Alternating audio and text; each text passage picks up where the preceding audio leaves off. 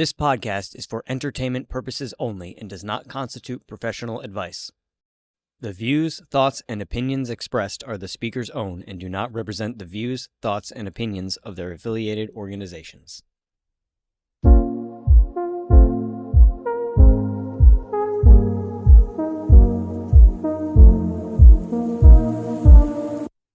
Welcome back, everybody, to Ready to Connect. I'm Lisa. I'm Ryan. I'm Heather. So today we're going to be talking a little bit about soul energy and spirit energy, kind of the differences between them, and all about soul energies and different kinds of thoughts and perspectives on souls.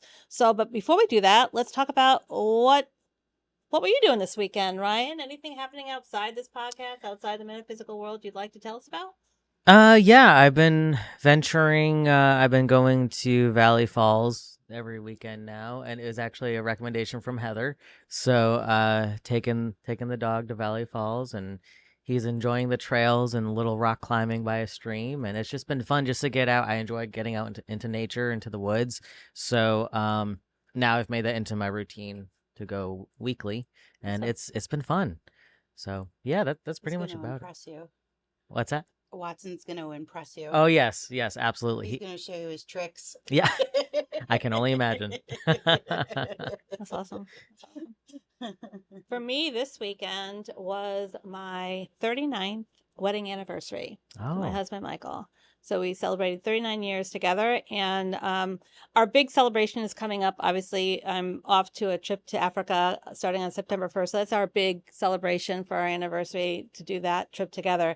But on a smaller scale, both Mike and I went out with Heather and her boyfriend Kyle for dinner, and we went to go see the Suffield Players production of New Faces, because we have a dear friend of our business who was performing. Oh, wow. So that was a lot of fun to go do. And then I spent a lot of time working on creating a travel journal for my husband and I. That's what I did this weekend. Oh, nice. Yeah. That was a great weekend. It was beautiful weather, right? Yeah. Can't ask for better.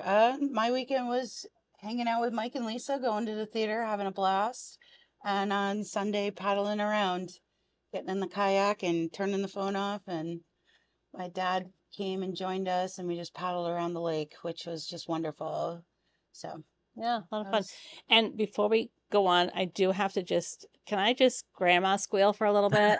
Sure. So babysitting Cole yesterday, I arrived to the house, and my daughter's on the floor. He's having his tummy time. He's only about 2.5 months old.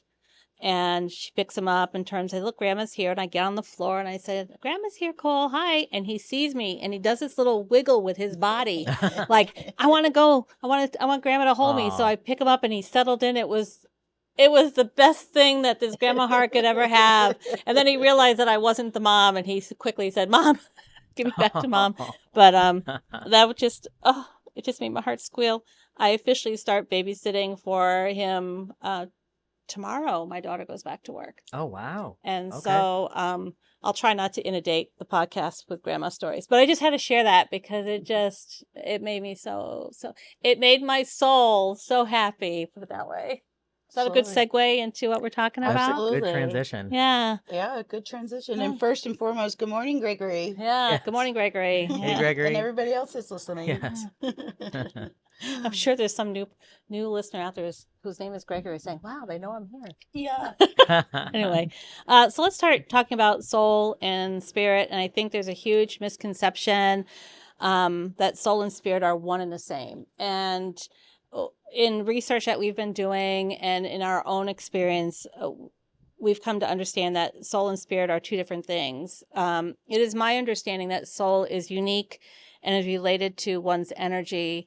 It is what's inside the host body, whether it's a human body or an animal body or whatever it might be. It's what's inside, and it's unique. Spirit is found outside the body, and it surrounds the body, and it's more, I guess, universal in nature in that it's connected to everything. I read this really great quote somewhere, and I can't remember where it came from, but it talked about a lot of people think spirit resides in your body, but a more accurate way is to say your body resides in your spirit. Oh, okay. That's a good way of. And I just like that interpretation of it. I know to me, soul is very intelligent. It definitely functions on vibrational waves. We've talked a lot about with our students about raising your body's vibration, and that's all about the soul energy's vibration, and how connected it can be, I guess, to spirit. Because once, Well, I think the soul is the seat of our identity, right, right? yeah, It's That's a good way definitely of putting it too. part of our identity of, I mean, if you wanted to go into research and look at different religious aspects and different perspectives, right? The soul is what creates the karma that we signed up for to kind of live here. hmm And so that becomes part of our identity of finding who we are and what we need to do. I think it's just it's a mechanism that was designed by whoever, the higher powers, or to help us walk this earth every lifetime. and we've all done our little own research and trying to recapture our experiences and things in relation to this topic. And I know that you did a little research on the different cultures and their um, understanding of soul versus spirit. Do you want Yeah, to share a little bit of what you we found can, out? but I think it's important to talk more about, soul versus spirit, right? No? Okay, yeah. Well, that's what I was saying. Um, Do the different cult? All right, yeah, that's fine. I mean, you're gonna obviously edit this all out. You have all this great stuff This is before you jump into. Okay, I was just thinking because each culture has a different idea of what soul is versus spirit. Well, finish what. Okay. Okay, well, we can go into Yeah, this. That's finish fine. what you're saying because, right? And I have 2 bullet points as well Yeah. that I could share. Okay, But I didn't Yeah. know. I was just gonna wait until. what do you got? Oh, yeah. So on some research that I did about soul versus spirit, maybe that could be the name of this episode. Soul versus spirit. That perhaps soul is often associated with the inner life of an individual, and spirit may be seen as like the connection between the individual and something larger than themselves. And then also, soul is who you are. Spirit is the energy that can travel through lifetimes. It's just pure energy, which I feel like that's how I personally perceive it as. That spirit is more of the energy, and soul is who you are. So it's beyond your physical form. Yes, yeah, Absolutely. yeah. I think soul is a little bit like a fingerprint. It's unique to each person. Oh, there you go. Yeah, You know? that's Whereas true. spirit, it's not so much inside of you. hmm It's more of Outside of you, outside of you. Absolutely. connected And to all. right. Yeah. It's kind of that thread of energy that we all eventually, when we find our tribe or find where we fit in and find where we're comfortable, and to be able to just go forward, hmm right? It's like empowering. That soul is constantly empowering, but it's not necessarily, spirit's not necessarily inside. It's everything directing you to follow when you get the calling, right? Yeah. I did some research and reading 2 of my most favorite books, Journey of the Souls and Destiny of the Souls, written by Michael Newton, who's a PhD hypnotherapist, psychoanalyst. And he pulled together in these 2 books research done with many, many, many clients that were regressed, past life regression, were Mhm. regressed to the point of the life between the lives. So regress back to when they died from their last lifetime and then before they incarnated again.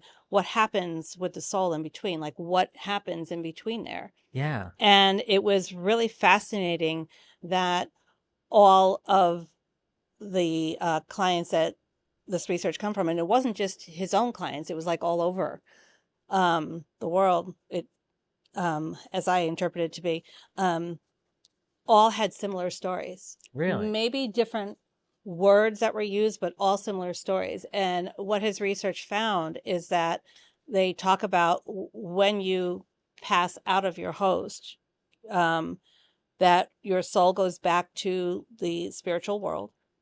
And you might be greeted by somebody that is recognizable to you in the lifetime that you led. Let's say if your mom had passed on, then it would be your mother who would maybe greet you or Mhm. your partner. But it's not necessarily the family you stay with in the spiritual world, that you have a whole other host of soul families, and those that soul family can be recognizable in an incarnation. I hope I'm not being confusing. It's the people that you like. I feel Heather is part of my soul family because when we met, we instantly knew each other, Mm-hmm. and there's no reason why we would. Mm-hmm. I mean, being I'm 10 years older than her, I was having my first child when she was in high school. So, so it wasn't like we ran in the same, like, Right. and they talked about how the souls, depending on how young, I guess they were, there was like levels of advancement in soul, and they each would emit a certain type of color. And Huh. what he could find out, and I wrote it down so I wouldn't forget it, but the color that the soul would emit would note their level of advancement. So let's say a level 1 beginner soul would emit a color range that is white, bright, and homogeneous. And he said about 42% of the clients that he did this with seemed to have beginning souls. Wow. So if you were to kind of like extrapolate that out to the greater population of the world, I don't know if it's, statistically, my husband would be better with the numbers, but would that mean that 42% of the people on earth are more beginning souls? It's interesting to contemplate, right? Yeah. Level 2 was termed lower intermediate, and they have an off-white color, maybe some reddish shades in there, ultimately turning into traces of yellow. And he found about 31% of those souls were level 2.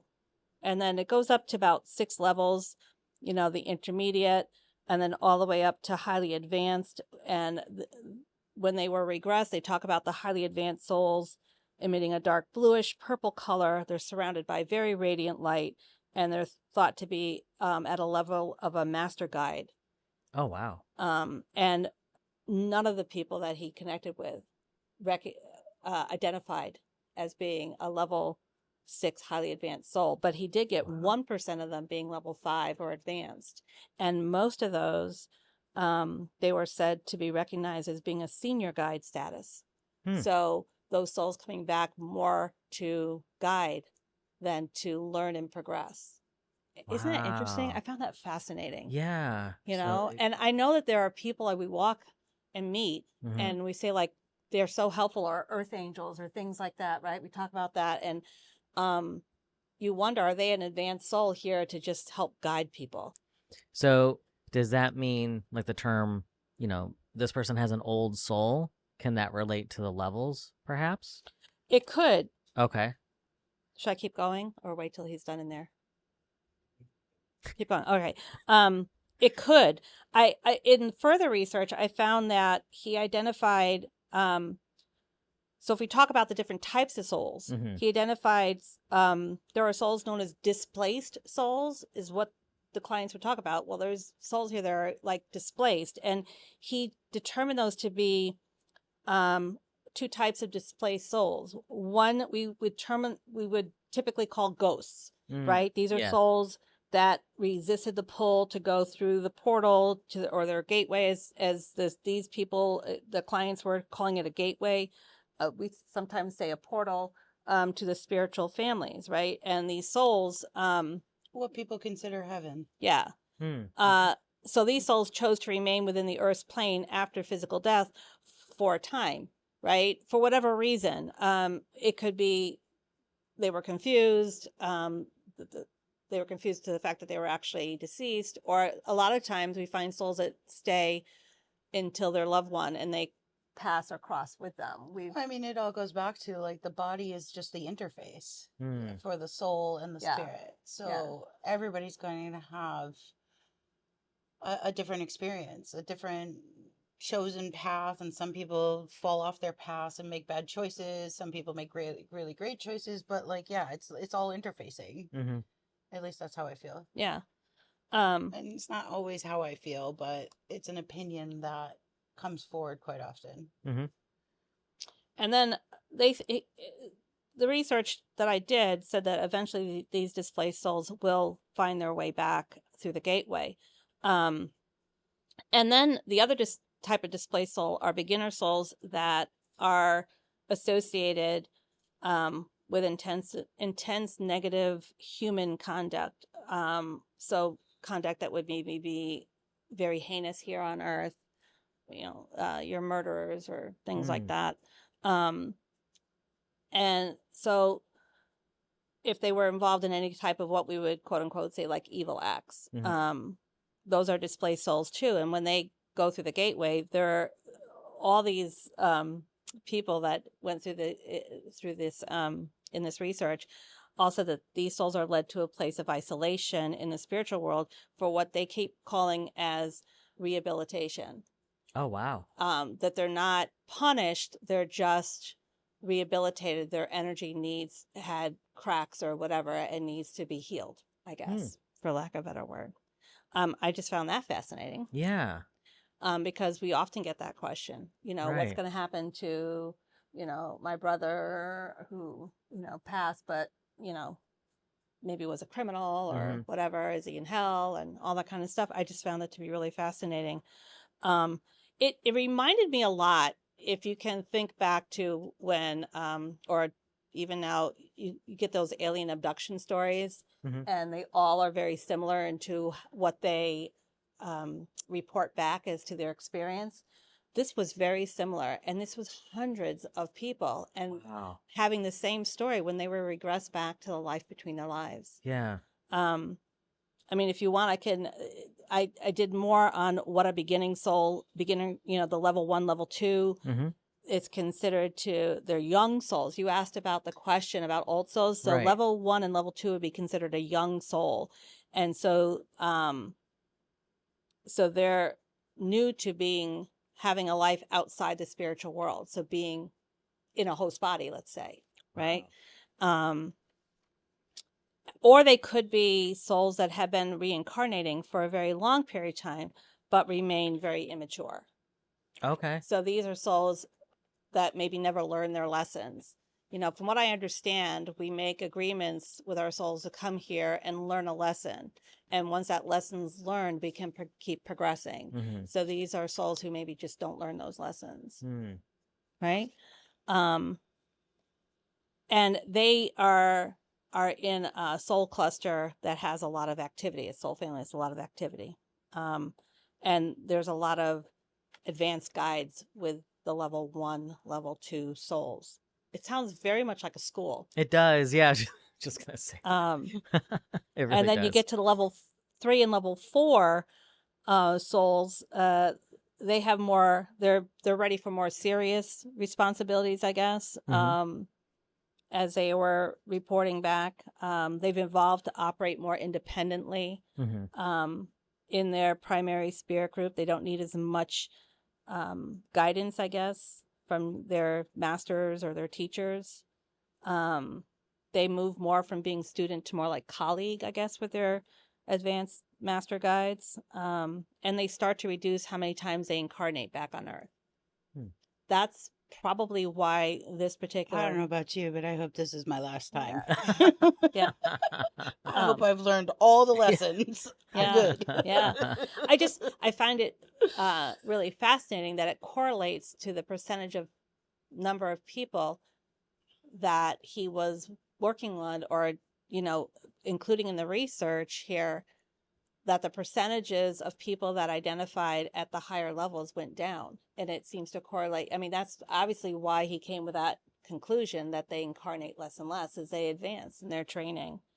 And then the 5 or 6 are highly advanced. And I mean, I'd be interested in hearing from our listeners who have memories of a past life, but they don't know where it came from because it's not something that was active in their current family. But if they have memories of something, like they do something, like one of my things is I've always been addicted to tea, but I was raised Italian. We don't really drink tea. No. Right? Yeah. So like tea time was always something in my life. And like later now in my life, as I'm older, I've been able to do an ancestry trace and realize that there's a piece of my lineage that's completely British. Oh And wow. then, so like somewhere embedded in my subconscious is like tea time at 3. Don't forget it, Yeah.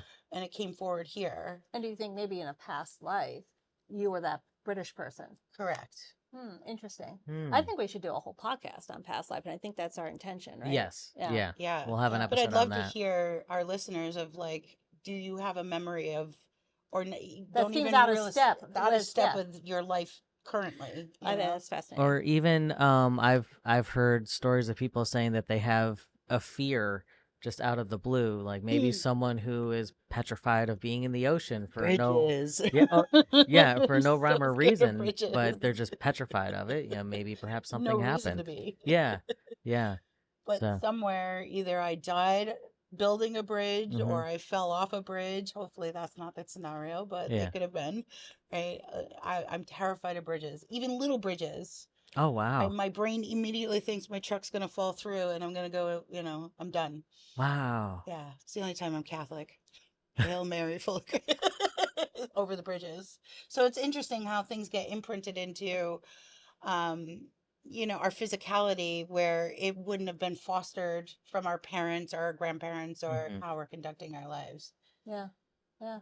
Do you have something that you can't place that came from mom or pop or, your grandparents?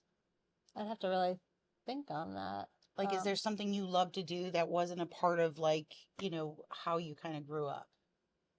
And it comes from somewhere deep. How about you? What Well, she's I'm thinking? an avid reader, and I think in my family, I mean, there's people who read, but it's always been an activity. Like I've always been very affectionate with books, I guess. It's have an interesting you say affinity that, with yeah. written word and books and writing and things like that. So maybe You love somewhere. education. Since the moment I've met Yeah, you, and I'm you've trying to always think- strived to I'm trying to educate yourself think- further. Yeah, I think if I look back, I mean, I believe I'm the first teacher of my family, and I definitely I'm not the first one to get like multiple degrees, but I just don't stop. I do enjoy learning and I'm taking many online classes at once, and sometimes voraciously and sometimes I hold off, but I just the quest to know and learn more doesn't seem to stop for me. Yeah. How about you, Ryan? You have something that well, wait a minute. You love Sherlock Holmes. I do. I live vicariously through Sherlock Holmes. Absolutely. But Yes. that didn't just sprout.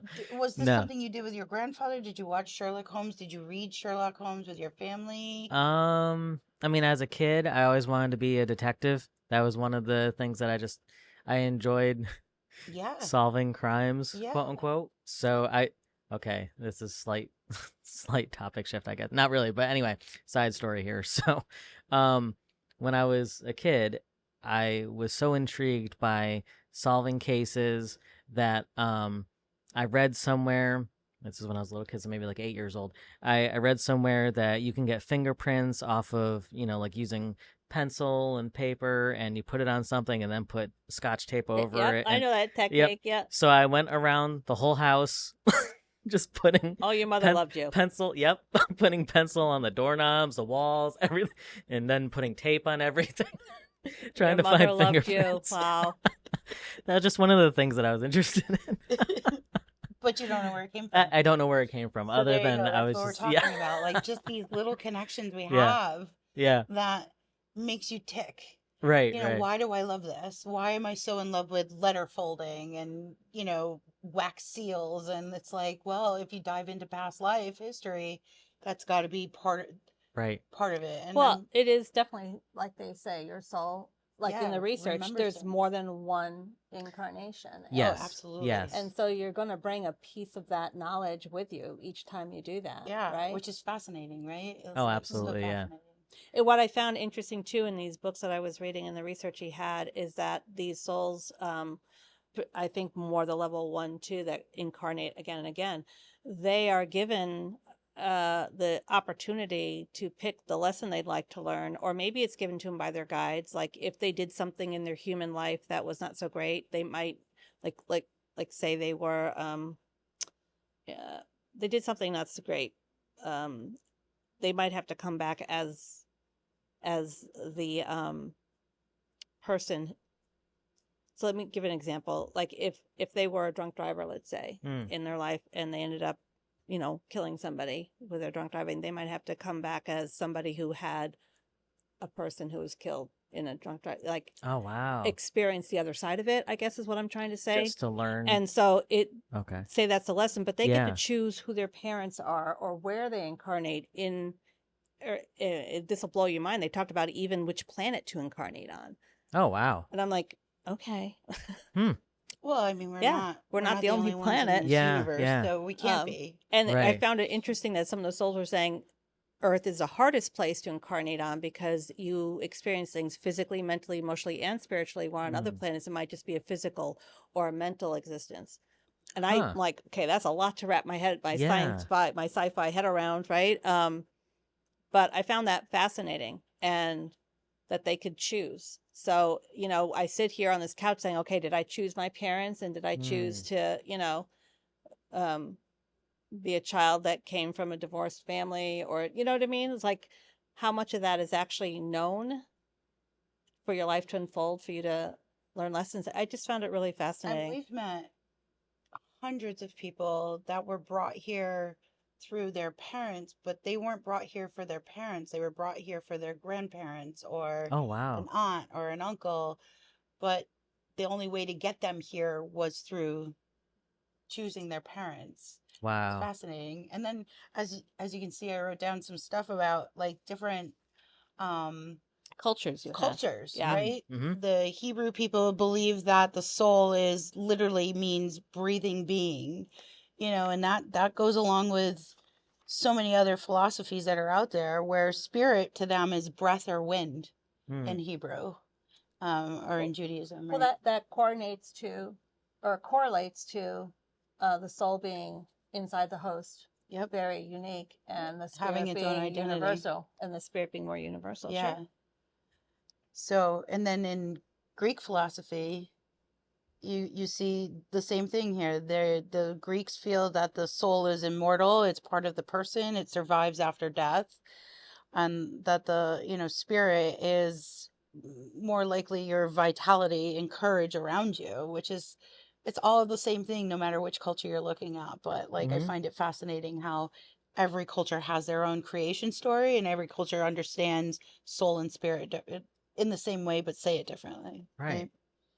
So even in Hinduism, it's all about consciousness. In Hinduism and Buddhism, there's consciousness. That's the big word, and prana and breath. And no matter which culture you feel attracted to, you're going to find that this creation story is the same too. So, And their ideas about what soul versus spirit is very similar.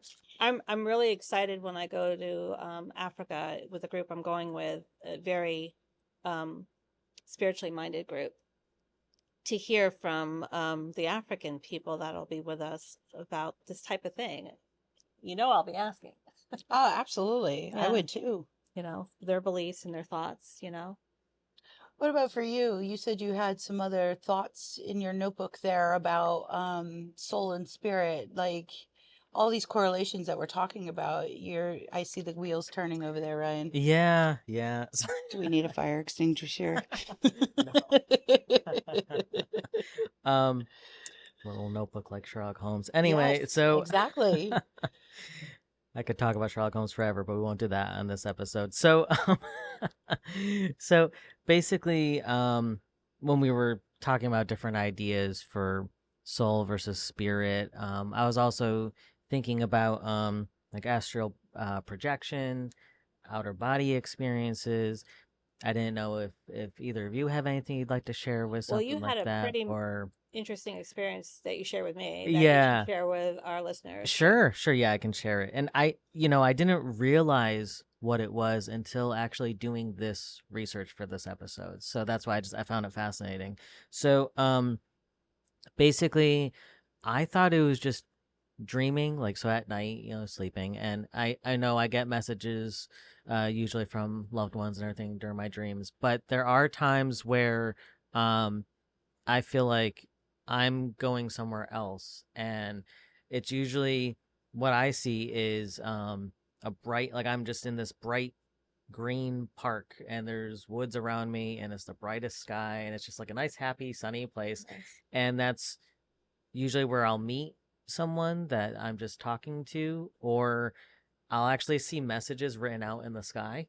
And there was one time in particular that I saw something. I thought it was just clouds, but I was actually able to read it, and Nice. so it was just so fascinating. And at the time, I thought it was just dreams, but after looking into this, I was like, okay, maybe I really am going somewhere else. So So let's explain a little bit what astral traveling is. sure, And that's yeah. when the And we could do soul. a whole podcast on Yeah, it too. Oh, but so absolutely, people yeah. understand what he's talking about. It's basically when the soul lifts out Hmm. of the host body, still tethered to the body, so it gets its way back. A lot of people have fear around that. And your soul travels to a place. Right. And there are people that are very good at it. Robert Bruce has written a book called Astral Dynamics, all about how to astral travel. Oh, wow. It's really kind of interesting. But yeah, that's fascinating. So that's your soul, Yeah, right? yeah. Trying to gather information to bring back by Yeah. using your spirit. Yeah. That's interesting, right? And a lot of people, when they first start astral traveling, when they come back into their bodies, it's like they crash. Mm. So some people will wake up with that jerking moment, Oh, yes. motion, like you fell off the cliff feeling, or some people feel like their chest is like really heavy and sore because it's like almost feels like, you smash back into your body because again, Mhm. you're always tethered, but like it's like getting out of a kayak. It's not graceful. Even getting in, it's not graceful because your body's got to physically punch back through kind Right. of your auric layers and into that energy pattern. And personally experiencing when early in my, putting myself out there, I can remember that distinct feeling that I waking up like I had a heart attack or like I was like I died and I couldn't figure it out, and finally consulted with somebody about that, and she was like, well, I think you're just crashing back into your body. So once I went consciously into astral travel, I could consciously not crash back into my body. Oh, Like I wow. could tell myself, we don't have to like hit the jumper cables. Yeah. Like we can go in gently. And that's helped. And now I don't crash back in. Hmm. So coming in hot, man. A lot of people don't realize they're astral traveling, and a lot of people do when they're sleeping. And if you've ever had, or anybody out there has ever had the experience where they're sleeping and all of a sudden they jerk awake, like not the falling feeling that Mhm. some people get when they're falling off to sleep, but you actually just jerk awake and you're for a minute like, what just happened? That's probably most likely your soul coming back from an astral travel, going back into the body. And you've That's had good to that, know. Yeah, right? yeah, exactly. Yeah. Yeah. So now that you know, you can kind of guide that and say before you go to sleep, you can say, "Hey, let's not crash tonight. Yeah. Let's do this with a little easement here. Yes. I got a busy day tomorrow." Yeah.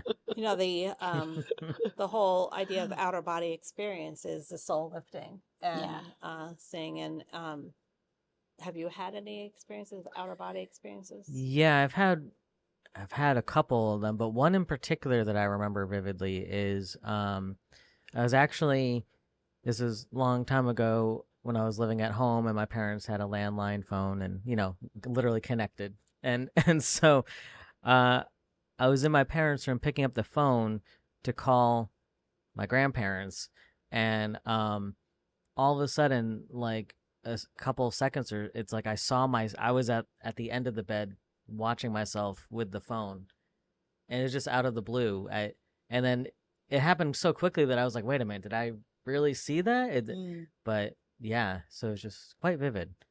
But that's the major one that I can really think of.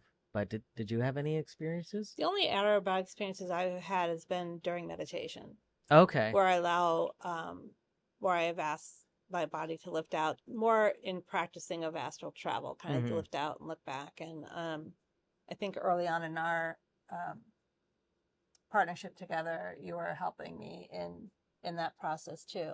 Yes. And it feels really different when you consciously allow your soul to lift out, to have an out-of-body experience, for me, I felt like my legs were floating up in the air. Like if I was to wow. open my eyes, I'd see my legs like straight up in the air, all contorted kind of thing, because that's how it was lifting out Wow. this way. And they say if you have an experience like that where you lift out and come back in during meditation, don't try to get up and move around immediately. Oh, yeah. You'll literally fall. And of course, that's what happened to me. Oh, no. Yeah. That happens after Reiki too, when you got to come off the table slowly, otherwise you're going to have the jelly legs. But Yeah. So So that's what about you? Any outer body experiences for you? yeah, I intentionally astral travel and Well, yeah, try I to have leave. too, but- So and now that I don't crash back in, it's a lot more comfortable to go into meditation and pick a point and go. Yeah. So yeah, it happens quite regularly. Hmm. So, it's not everybody's, It's not Cup of everybody's tea. cup of tea. Right. Yeah.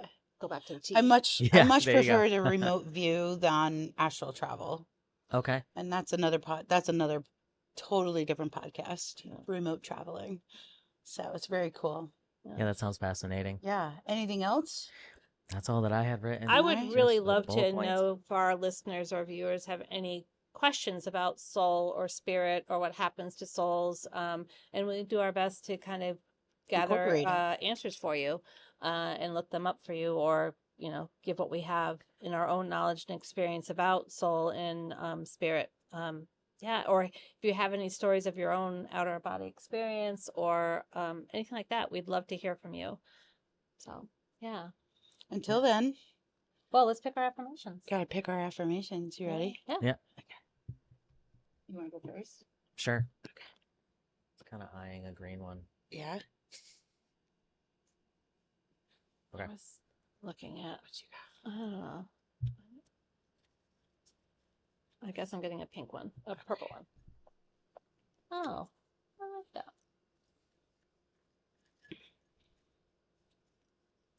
Go ahead. So I have give light and people will find the way. I think Say that's that very again. true. Can you say that again for me? Give light and people will find the way. Yeah. I think that's very Mhm. true. Living a life of trying to bring light into the world, Yes. people do kind of respond. And again, if any of these affirmations kind of resonate with you, take them for yourself. So I have one that says, I love myself totally now. And I like that one because for a long time I struggled with loving myself. So now I totally do love Liar. myself. I'm not lying. You work on it really hard every day. Yeah. Yes. And I feel like I've picked this one before. I am free to be I am free to be all that I can be. I think I've picked this one before and it's true. I think it's a matter of Maybe you need to hear it again. I needed to maybe hear this again. And, there's a lot of changes that are happening, right? We're podcasting, and Lisa and I are really trying to take some of this knowledge from podcasting with you to put it into Serenity Grove Wellness Center. So it's pretty exciting. And I hate being in front of the camera. So this has been a real kind of work in progress. So, Yeah. but awesome. So, and thanks for tuning in. And until next time, I'm Lisa. I'm Ryan. I'm Heather, and we're ready to connect podcasts.